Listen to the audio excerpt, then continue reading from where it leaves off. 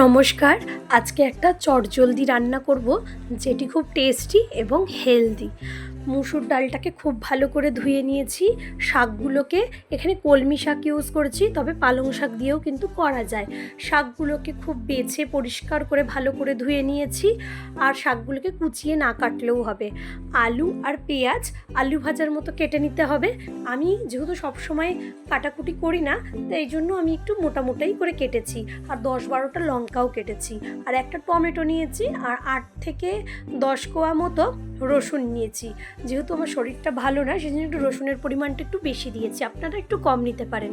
এরপরে একে একে ঘরোয়া মশলা, নুন, হলুদ, লঙ্কার গুঁড়ো, জিরে গুঁড়ো, ধনে গুঁড়ো, কাশ্মীরি লঙ্কার গুঁড়োটা এখানে ইউজ করেছি, আর ইউজ করেছি গোলমরিচের গুঁড়ো। এটা স্কিপও করতে পারেন।